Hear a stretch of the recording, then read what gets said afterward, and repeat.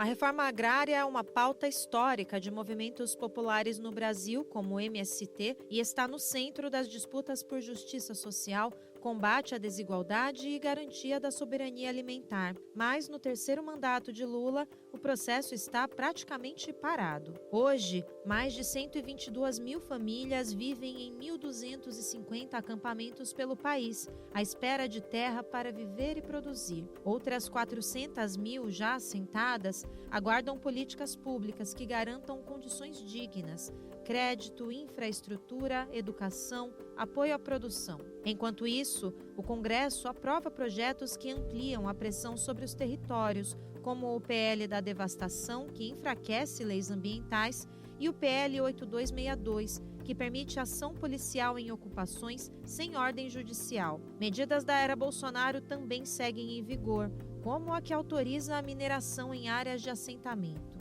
Diante desse cenário, o Movimento dos Trabalhadores Rurais Sem Terra divulgou uma carta aberta à sociedade brasileira com o título "Lula, cadê a reforma agrária?". O texto cobra a retomada das políticas agrárias, denuncia a lentidão da estrutura federal e alerta para o risco de retrocesso na luta pela terra. O que explica essa estagnação? Quem está travando os avanços? E o que é preciso ser feito para garantir o direito à terra e a dignidade no campo?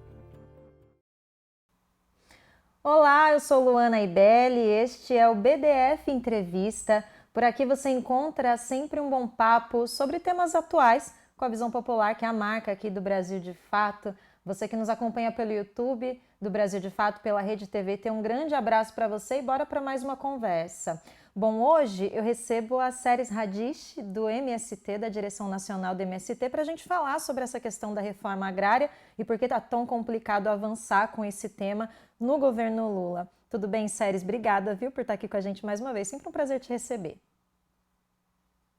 Obrigada, Luana. É sempre um prazer estar aqui com vocês também. Vamos juntas então. Seres, essa carta, né, que a gente mostrou no começo do programa, publicada no dia 21 de julho, é um posicionamento muito firme de cobrança aí pela reforma agrária, e são várias considerações, né, sobre os entraves, sobre medidas necessárias, fundamentais para o avanço da luta pela terra no Brasil. E aí, gostaria de te perguntar, né, esse é um posicionamento que se dirige à sociedade brasileira. Por que a escolha dessa estratégia nesse momento? Exatamente, Luana. Essa carta ela já vem num formato muito sintético, né? Uma carta curta, direta, que traz questões fundamentais sobre o tema e a urgência, a atualidade da reforma agrária, mas que já vem sendo abordada com outros sujeitos, como o próprio governo federal, o presidente Lula pessoalmente já acolheu nossa carta, tem dialogado com a gente nesse sentido, mas a gente olha para esse momento da luta pela terra, da luta pela reforma agrária, e apresenta essa carta à sociedade brasileira no sentido de chamar aqueles e aquelas que nunca nos faltaram na luta pela terra, no apoio à luta pela terra e à luta pela reforma agrária, que é o povo brasileiro. Então a carta, de fato, ela é um convite ao diálogo junto da sociedade, motivado pelas nossas mobilizações, motivados pelas nossas negociações, mas muito motivados por isso, por trazer mais gente para se sensibilizar e para lutar e defender a reforma agrária no nosso país. Ou seja, a mobilização popular, né, o apoio da opinião pública é fundamental, então, para fortalecer essa pauta da reforma agrária, né, Seres? Sem dúvida, sempre foi, e mais do que nunca, Luana, a gente tem entendido ao longo dos nossos mais de 41 anos que é junto da sociedade brasileira que a gente se fortalece, é com ela que a gente faz a nossa voz ecoar, nos momentos mais difíceis, mais dolorosos da nossa luta, enquanto MST pela terra, pela reforma agrária, nos momentos de quando o Estado recrudesceu, quando a violência aumentou, quando as nossas condições de avançar na reforma agrária se tornaram mais difíceis, foi sempre a sociedade brasileira, o povo brasileiro organizado, disseminando a luta pela reforma agrária, disseminando o apoio ao MST, que fez a gente conseguir se manter de pé, se manter com a nossa bandeira erguida. Então, foi assim que a gente aprendeu a não fazer luta sozinho, a não fazer luta só no campo e para o campo, e sim fazer essa luta de uma reforma agrária que a gente chama de popular. E popular exatamente por isso, porque a gente entende que junto da sociedade, daquelas que também são diretamente beneficiados, não só pela democratização da terra, mas também pelos resultados dessa democratização, e da produção que a gente efetiva nas áreas reformadas, que a gente consegue fortalecer aí o sentido político, social e produtivo da reforma agrária. E num ponto super importante, né, Séries, porque você acabou de dizer que não se trata de uma pauta que está só no campo, né, uma pauta que ela se estende para toda a sociedade brasileira e por isso que é um chamamento a toda a sociedade, né, então também tem essa importância de entender essa pauta como muito mais ampla do que uma questão que está no campo. Sem dúvida, a gente parte do princípio de que a luta em si pela terra, pela democratização da terra, já é uma luta que interessa a toda a sociedade brasileira. Porque a gente, na medida em que democratiza a terra, o direito do acesso a ela, desconcentra a riqueza nela produzida, mas também essa riqueza enquanto poder que é a terra no Brasil, a gente permite que outras pessoas tenham acesso e a gente transforma a nossa sociedade numa sociedade mais justa. A reforma agrária também impacta diretamente no campo da produção e das relações com os bens naturais, não só com a terra. Então, a reforma agrária ela permite uma reorganização da lógica de produção, na medida que também ela permite uma reorganização da nossa lógica com as relações ambientais. Então, é também algo que beneficia diretamente toda a sociedade brasileira. E para além disso, para além de produzir justiça social, para além de produzir justiça climática, ela é uma pauta justa e que interessa a toda a sociedade porque ela permite que os frutos dessa produção, portanto, aquilo que a gente produz na terra já repartida e com foco na produção de alimentos saudáveis, de alimentos não só bons para quem está produzindo e plantando nessa terra, mas também para quem vai se alimentar desses produtos que a gente vai levar até a mesa da sociedade brasileira, que em sua maioria está na cidade. Também esse é um grande feito que a reforma agrária permite, por isso ela precisa ser entendida como uma necessidade, acolhida por toda a sociedade, porque ela de fato faz bem para todos e para todas em todas as dimensões da nossa vida. Agora falando, né, voltando a falar dos impactos dessa carta, você mencionou um pouquinho de tempo atrás que isso já teve impacto no próprio presidente Lula, houve encontro, né, para debater. Queria que você contasse um pouco, Séries, como que foram os encaminhamentos, se já tem encaminhamento desses diálogos, porque essa carta, o objetivo era esse, né, causar um impacto na sociedade, chamar também o presidente Lula para a necessidade de avançar com essas pautas. Então, queria que você falasse um pouco desses encaminhamentos desse último encontro.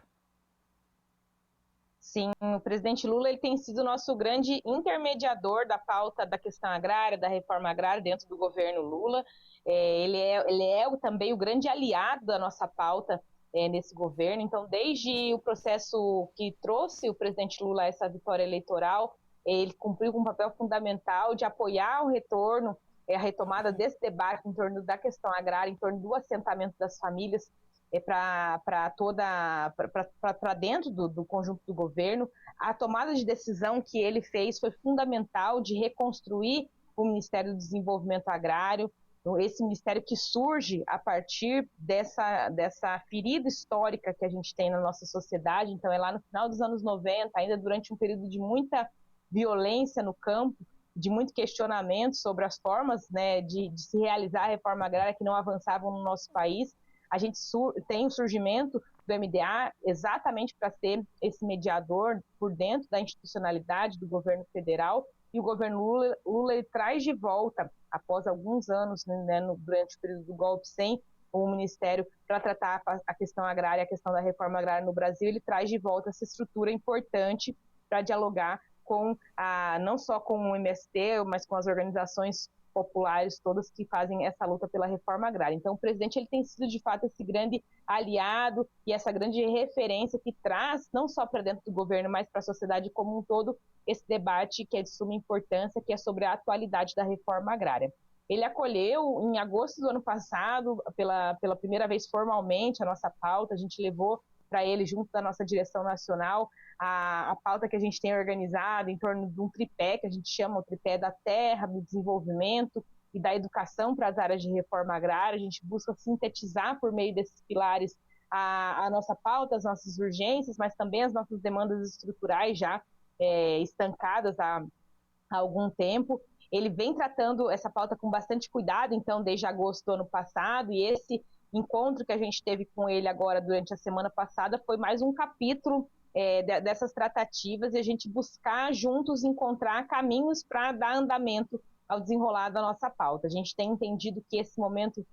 na sociedade brasileira, de reconstrução do Estado, da democracia no nosso país, é um momento ainda bastante delicado. A gente tem muitos limites orçamentários, entende isso também, há muitos limites burocráticos de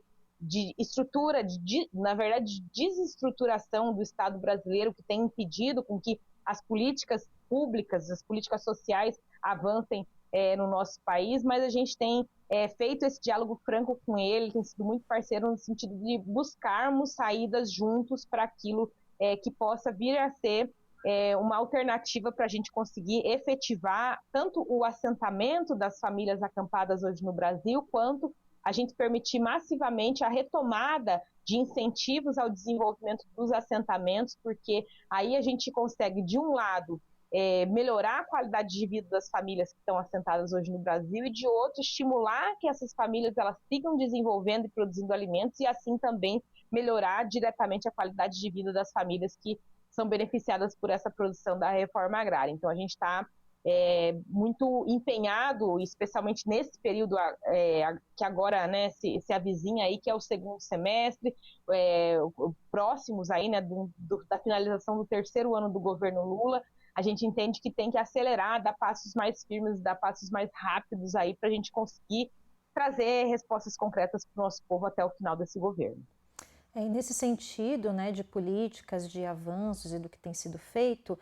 foi lançado esse ano o programa Terra da Gente, né, Séries, que é um ponto importante também nesse debate. Eu gostaria de ouvi-la sobre a avaliação do MST, né, nesse programa que foi apresentado. O programa Terra da Gente, ele surge de uma proposta que o próprio presidente Lula fez, né, de imaginar como é possível a gente ter, né, no Brasil ainda tanta gente sem terra, e não é possível que num Brasil desse tamanho não tenha terra para dar para esse povo. Então ele dá, né, esse comando para o INCRA e para o MDA, dizendo, olha, cria um programa onde essas coisas se juntem, pega quem está com terra ou quem está sem terra e coloca onde tem terra para poder ter fim, né, para poder ter fim de reforma agrária. O pensamento é muito simples, essa é a lógica do programa Terra da Gente. A questão é que não tem terra vazia no Brasil, né? Então, ou ela está sob o controle de alguém, ou ela está sob o controle do Estado, ou ela está sob o controle de invasores dessa terra, né? A gente sabe que a grilagem é um problema histórico no nosso país, o agronegócio foi tomando conta das terras do nosso país, ou ela está sob a mão e aí sob o controle na mão dos pequenos agricultores, daqueles que detêm uma pequena parcela da terra no nosso país. Então, a questão agrária ela é muito complexa hoje no Brasil, e não é de hoje, né? É uma questão que foi se conformando com o nosso processo de colonização e que se mantém até hoje, de uma concentração agrária muito forte, de uma detenção desse poder, que não é só agrário, mas também é econômico e político muito forte, e por isso mexer nessas estruturas não é algo tão simples quanto a gente sobrepor mapas daqueles que têm terra e de onde estão essas terras, e de como isso pode equalizar aí no sentido de realizar a reforma agrária. Então, a ideia do programa Terra da Gente ela é muito boa, mas efetivamente a ação política para fazer reforma agrária no Brasil ela precisa ir para além do programa Terra da Gente, né? Ele em si ele não dá conta hoje, especialmente de resolver o que há de passivo no Brasil. Se a gente pensar para frente, pode ser um bom programa que pode vir a resolver outras necessidades que surjam em torno da reforma agrária, pode vir a ser. Agora, quando a gente olha para hoje e para trás e vê que tem um passivo de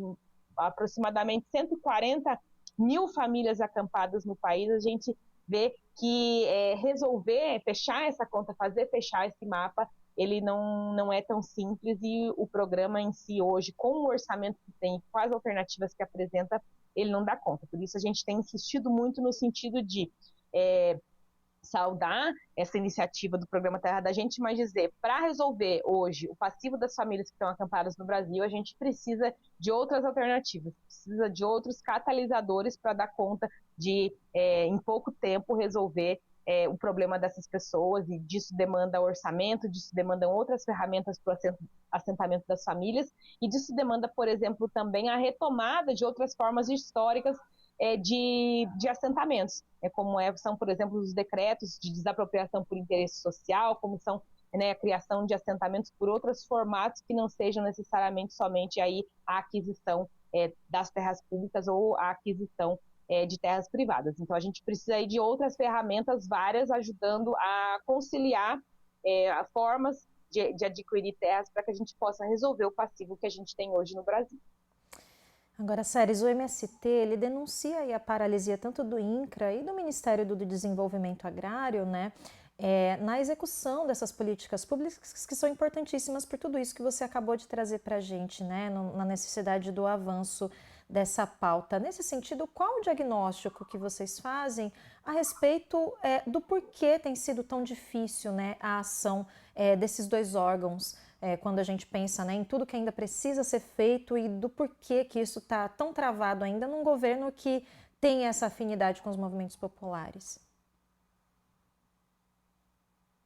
A gente teve a recriação do MDA, como eu disse anteriormente, isso foi fundamental, é um passo político importante, porque sinaliza, assim como em outras pastas hoje no governo Lula, as intencionalidades políticas e, como diz o nosso presidente, o lado de quem ele está do lado dos pobres, ele está do lado dos oprimidos do Brasil. Então é um governo que tem lado, e isso é muito simbólico, né, ao recriar o MDA, ao criar o Ministério da Igualdade Racial, ao criar o Ministério dos Povos Indígenas, ao recriar o Ministério das Mulheres, são simbologias muito fortes. Mas assim como esses outros ministérios, o MDA é um ministério que é recriado sem estrutura, sem orçamento. Então vem com muita dificuldade de poder se reafirmar, se recolocar como um ministério forte, como um ministério finalístico, que tem a capacidade de propor e implementar com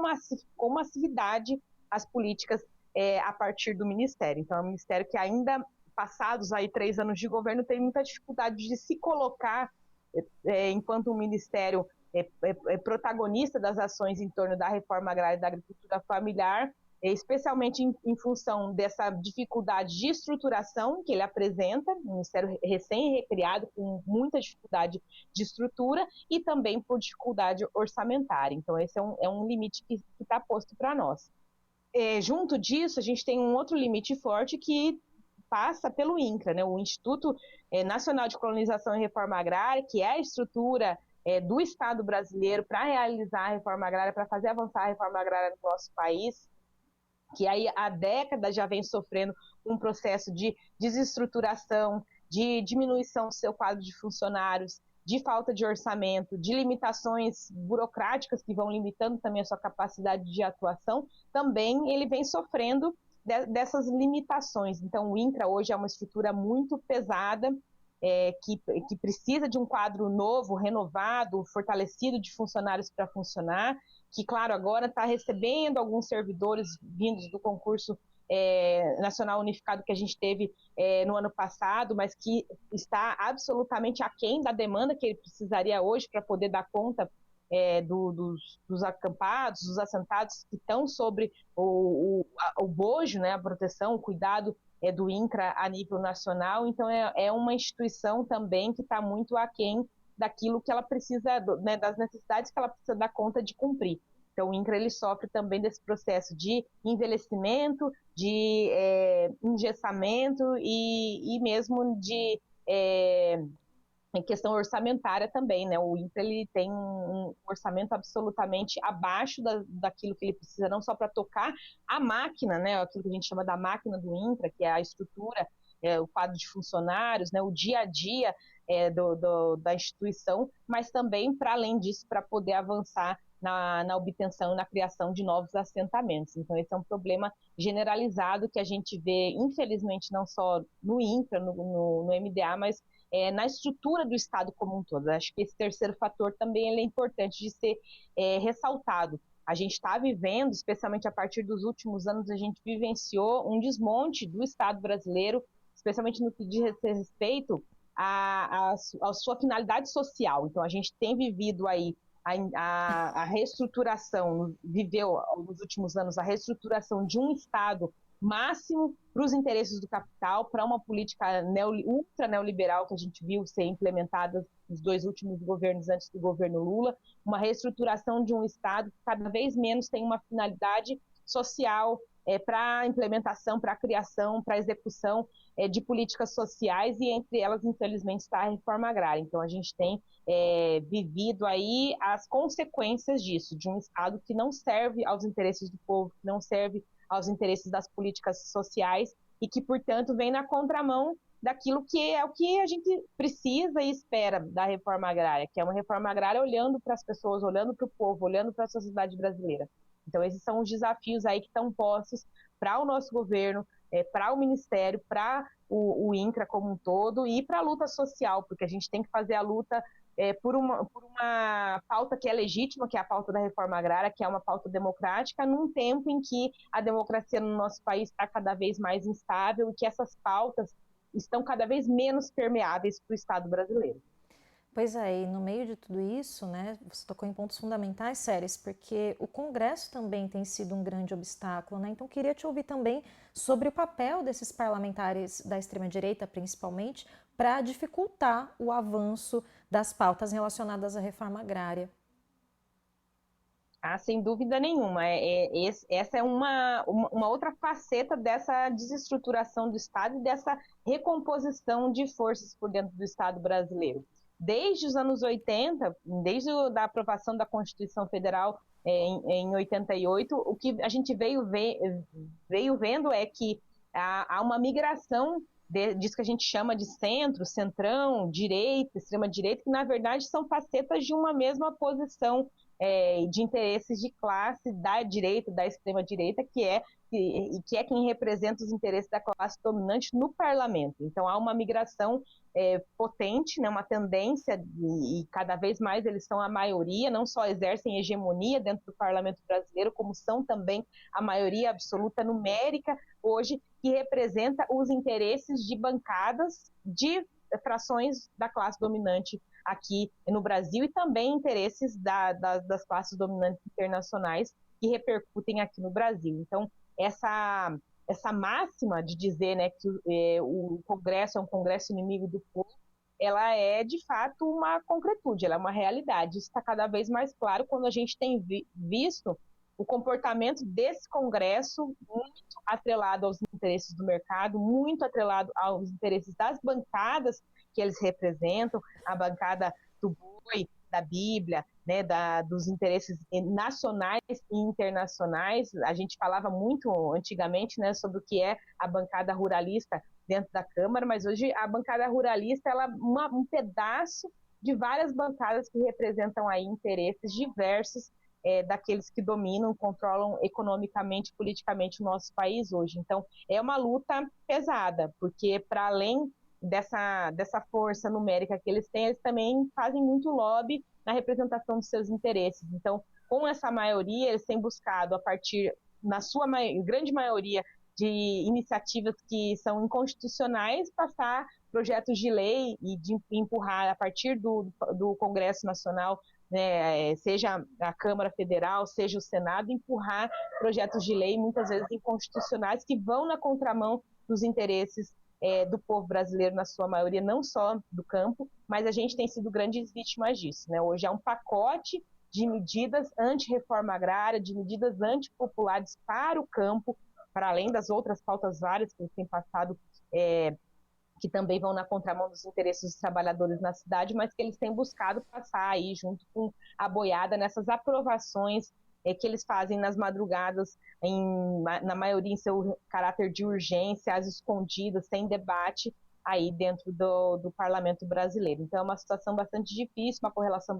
de forças bastante desfavorável para nós, mas o que nos atenta, e o que a gente tem buscado, inclusive, chamar a atenção nesse diálogo com a sociedade, é de que o povo precisa abrir os olhos para isso e entender, de fato, de que lado e a quais interesses esse parlamento serve para também poder fazer o contraponto, aí não só nas urnas, mas também nas ruas, se colocando contra essas medidas antipopulares e antissociais do Congresso. Falando nessas medidas, né, Séries, a carta ela traz exemplos específicos. Um deles é o PL da devastação, né? O MST, além de atuar na questão da reforma agrária, também se preocupa com as questões ambientais e esse PL ele traz muitos retrocessos. Então, gostaria que você falasse um pouco dessa questão, né? Como isso está relacionado a esse momento de luta, né, pelo avanço ou para não retroceder ainda mais na luta pela reforma agrária, né? E, enfim, como que estratégias, né, o MST tem utilizado diante dessa tentativa, né, de retroceder tanto? Sim, a gente traz o exemplo na carta, porque é um exemplo muito recente, foi, né, aprovado em regime de urgência da devastação numa madrugada, na véspera de os deputados entrarem em recesso. Então, mais uma tentativa de levar tudo a rodo, né, sem discussão, com intransigência, com truculência por dentro do Congresso Nacional, pautas que servem ao capital, ao mercado, né, e muito pouco à população brasileira. Esse é um exemplo claro, a gente tem outros exemplos de outras pautas que têm passado pelo Congresso no que diz respeito a retrocessos em relação à questão da luta, da legitimidade pela reforma agrária, das ofensivas também contra os territórios já conquistados de reforma agrária, por exemplo, esse PL que permite a mineração dentro de áreas de reforma agrária, também é uma ofensiva contra os nossos povos, contra os nossos territórios, e óbvio que isso vai também para além das terras de reforma agrária, vai para além das terras do campesinato como um todo, ou terras indígenas, ou terras quilombolas. Então é uma ofensiva, na verdade, contra os territórios de resistência, de organização popular que a gente tem aí espalhados por todo o país. A gente tem observado essa movimentação. Acho que isso é muito grave também quando a gente está falando em um ano onde a gente vai receber, daqui a alguns meses, a COP aqui, então a gente vai ter, né, o acontecimento do encontro dos líderes mundiais para tratar esse tema da questão climática aqui no Brasil em novembro. A emergência climática ela é uma realidade, acho que esse é um tema muito caro, não só para a sociedade brasileira, para a humanidade como um todo, mas o governo brasileiro tem tratado isso também como uma prioridade, e é uma ofensiva muito grande a gente ter um parlamento que vai na contramão disso. Então, que encerra o primeiro semestre aprovando leis que vão na contramão de tudo que a gente está vivendo, sejam as tragédias que a gente vivenciou no Rio Grande do Sul ano passado, com as chuvas, com as secas, no restante do Brasil também a gente tem sentido os impactos da emergência climática, o aumento das temperaturas, toda a desregulamentação do clima, que tem seus impactos sobre as vidas, sobre a biodiversidade como um todo. Então, as consequências do que a gente está vivendo são consequências muito graves, muito palpáveis e cada vez mais rápidas. Então, a gente está vendo um mundo, né, uma humanidade em risco de extinção, em risco de não estarmos mais aqui, daqui talvez a alguns anos, se a gente não mudar a chave, se a gente não mudar essa lógica de como se relacionar com a natureza, com as pessoas, com a produção, com todas as formas de vida. Então, quando a gente pega um congresso que, ao invés de zelar por tudo isso, dizendo, a gente está preocupado com a humanidade, com as pessoas, e devia estar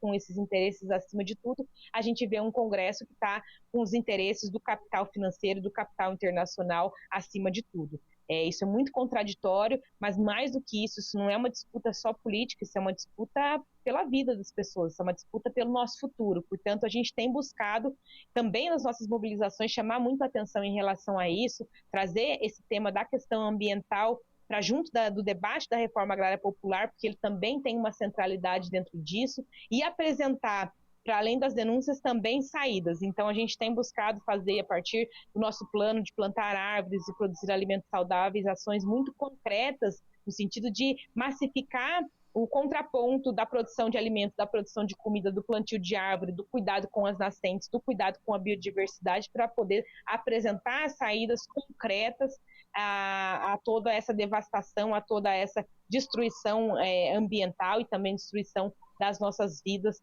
que a gente tem vivido. E, para além disso, fazer esse debate junto da sociedade. Acho que sempre batendo essa tecla é importante, os debates que a gente leva para junto da sociedade, na medida em que a gente busca fazer esse diálogo, da importância de a gente cuidar do meio ambiente, da importância de a gente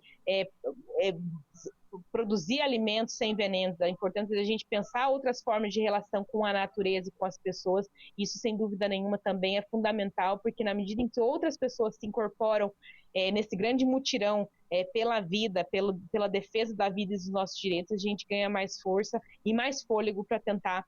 alterar essa correlação de forças que hoje, de fato, está muito difícil dentro do parlamento, e que a gente espera que a gente possa reverter isso junto da sociedade brasileira. Pois é, essa correlação de forças é importantíssimo, né, para a gente entender esse momento atual, Séries. E aí eu te pergunto, né, a gente está falando aqui o tempo todo desse governo, né, dos avanços que ainda precisam ser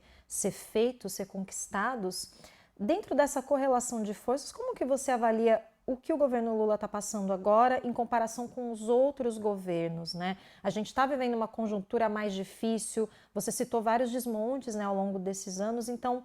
houve mudança nesse jogo de forças? Está mais difícil agora do que foi para os outros governos também? Sem dúvida, e o próprio presidente Lula também reconhece isso. Ele sabe que quando ele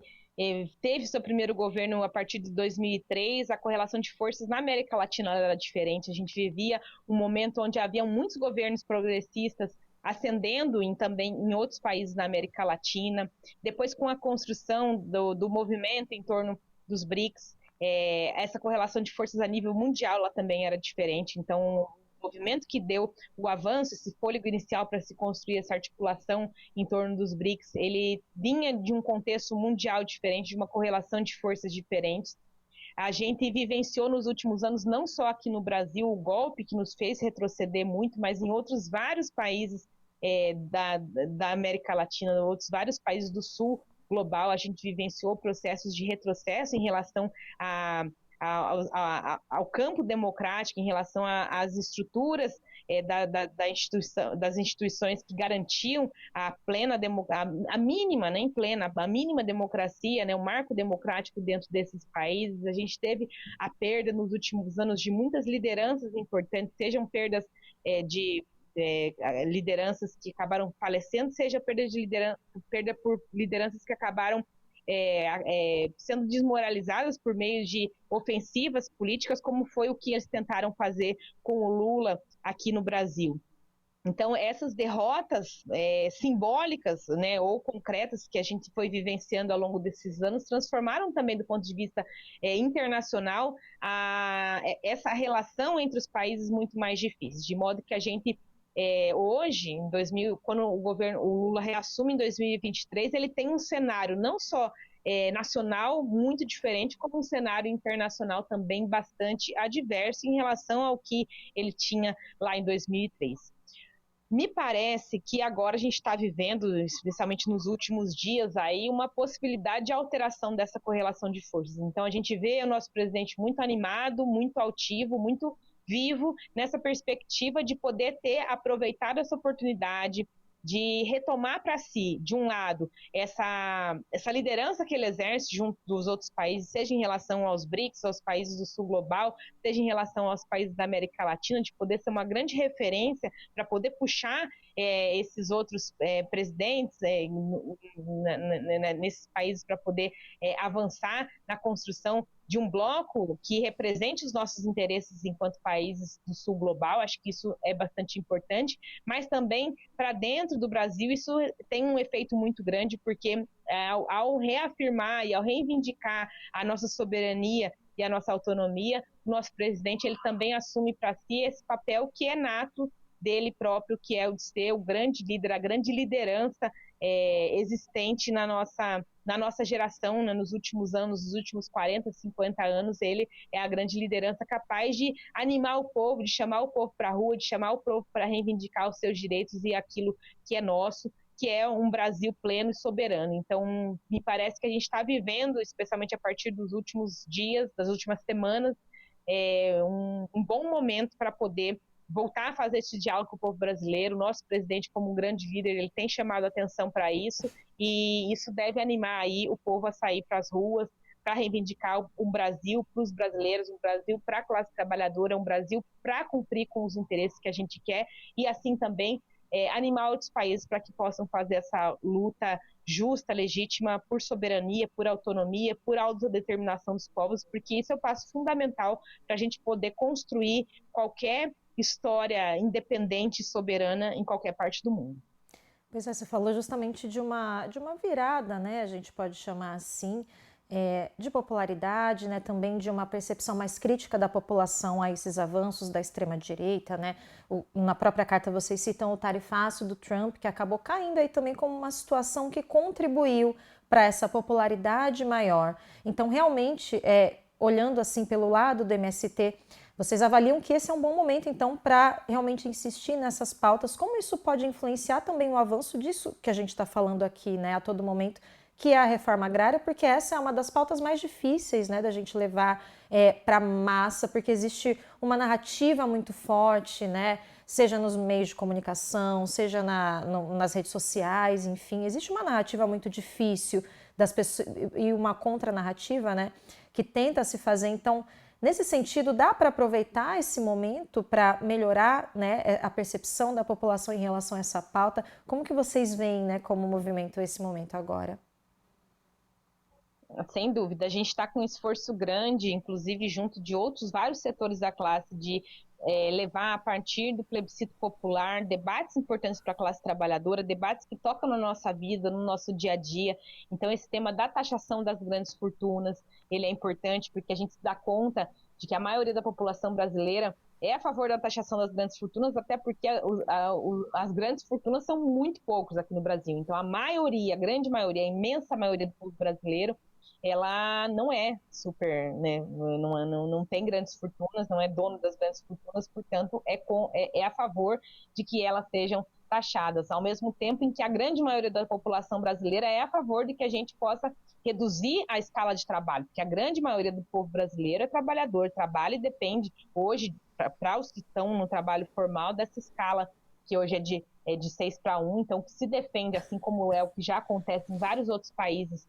do mundo, na maioria dos países desenvolvidos, é que a gente reduza essa escala para que a gente possa ter uma qualidade de vida melhor, também um rendimento melhor, mas aí podendo aproveitar melhor aí os dias da semana e o nosso trabalho. Também esse debate em torno da isenção do imposto de renda para aquelas que têm um salário, né, uma arrecadação no âmbito familiar menor. Então, isso é justo, isso são pautas justas que ajudam a gente a dialogar com a sociedade brasileira. Então, por meio da ferramenta do plebiscito, junto de outras várias forças, a gente tem levado esse diálogo, buscar fazer esse diálogo junto da sociedade brasileira. E é claro que a pauta da reforma agrária, ela aparece aí. A gente entende que a reforma agrária, ela é um debate que passa por aquilo que a gente chama de uma reforma de base. Então, a gente pensar realmente, vamos afetar, vamos encarar esse problema pela raiz, a gente faria a reforma agrária para poder nunca mais ter que voltar a falar sobre concentração de terra no Brasil, nunca mais falar sobre fome efetivamente no Brasil. Vocês viram que ainda ontem, né, a ONU anunciou que o Brasil saiu mais uma vez do mapa da fome. Isso é uma vitória extraordinária. Acho que vale muito a liderança do presidente Lula, que foi quem tirou pela primeira vez o Brasil do mapa da fome, depois agora foi quem voltou a tirar, porque o governo Bolsonaro colocou a gente de novo nessa marca muito triste durante o governo dele. Então, sair do quadro, do mapa da fome mundial é importante, mas essa linha é muito tênue. Então, se a gente quer fazer esse enfrentamento para que a gente nunca mais volte a falar de fome no Brasil, para que a gente nunca mais volte a falar de desigualdade, de concentração fundiária, de concentração de renda no campo brasileiro, a gente teria que passar por essa reforma de base, que é a reforma agrária. Isso é radical porque a gente teria que incidir no âmbito